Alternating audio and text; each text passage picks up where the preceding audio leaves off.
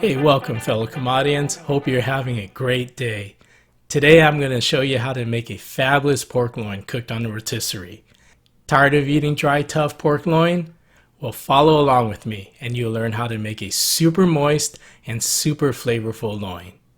There are many ways to season a pork loin. I'm going to show you a very simple recipe that only requires 4 seasoning ingredients. I'm going to start off with a 1/4 cup of rosemary. The easiest way to remove the leaves from the stem is to run your fingers right down the middle.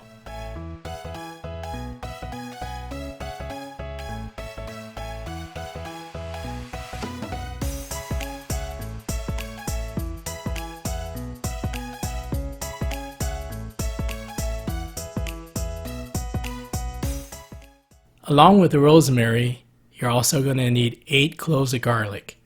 If you like your pork loin really garlicky, you can add a few more.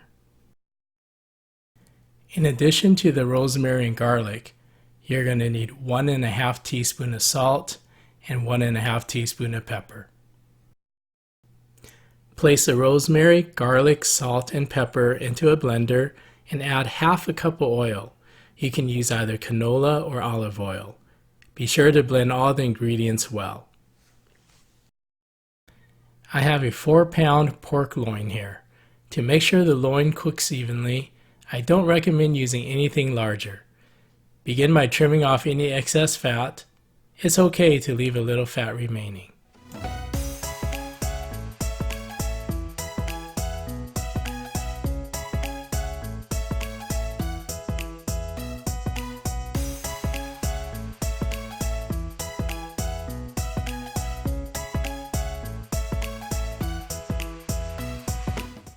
Now you want to butterfly it open and then cut a slit down the middle of each side, making sure it doesn't go all the way through.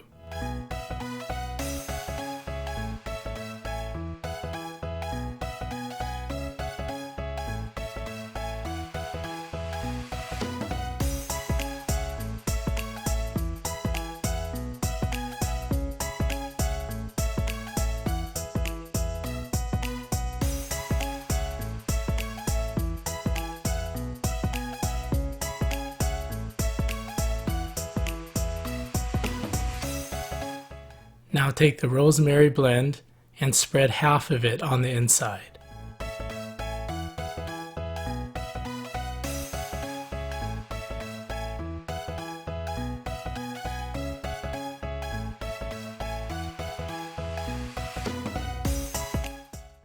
And now we need to truss the pork loin. Begin by taking butcher twine. On one end, tie a knot.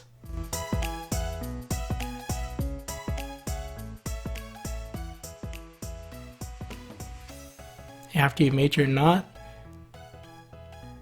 make a little loop with your string and loop it around the pork loin. Position the loop so that it's about 1 inch apart from where you first knotted. Repeat again, make a loop.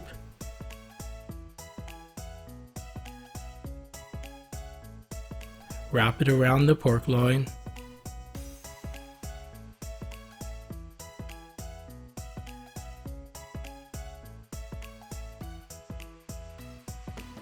Make sure you tie it nice and tight so that your loin will cook evenly. And keep repeating the process until you've gone all the way to the other end.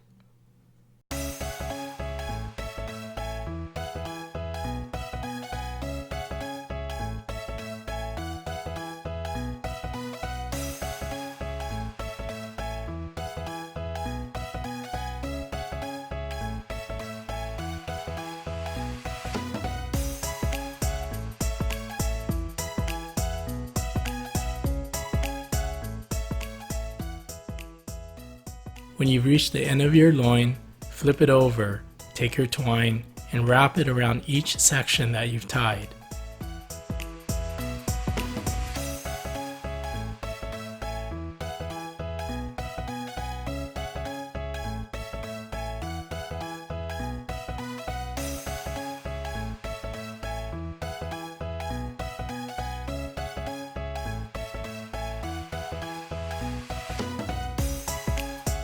When you finish looping the twine, turn the loin over. Finish it off by tying the beginning and the end of the twine together.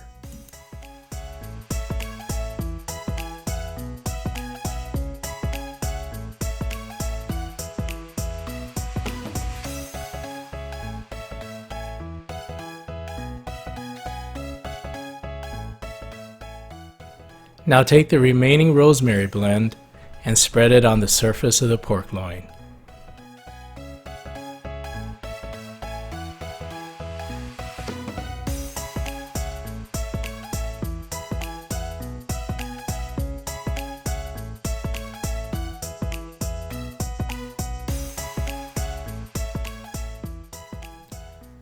Light your charcoal and wait until the temperature reaches 300 degrees.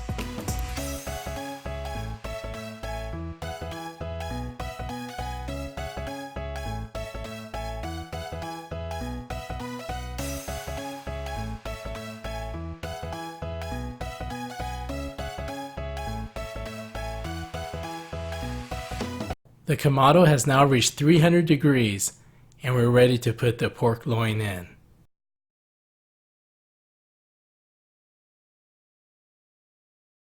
Give the prongs a final tightening just to make sure it doesn't loosen up during the cooking process. The pork loins I've encountered at many restaurants are very dry. To avoid this, I'm going to shoot for an internal temperature of 145 degrees. When it reaches a few degrees short of 145, you want to take the pork out and let the internal heat finish it off. Prior to 2011, the FDA guideline was to cook pork to a temperature of 165 degrees. The problem with this was that such a high temperature was not only unnecessary, but it rendered the pork way too tough. So if you're cooking from an older cookbook, make sure you adjust the final temperature to the new guidelines. Ground pork, however, should still be cooked to a temperature of 165 degrees. It's been about an hour now, and the pork has reached an internal temperature of 142 degrees. I'm going to take it off the Kamado and let the pork loin's internal temperature take it up to 145 degrees as it rests. This process is called the carryover. Alright, Kamadians, I'm going to slice into the pork loin to show you how beautifully moist it is.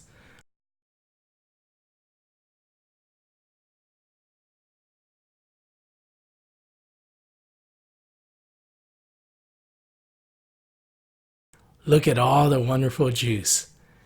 This really is an amazing dish to prepare. The flavor of the rosemary and the garlic goes superbly with the pork.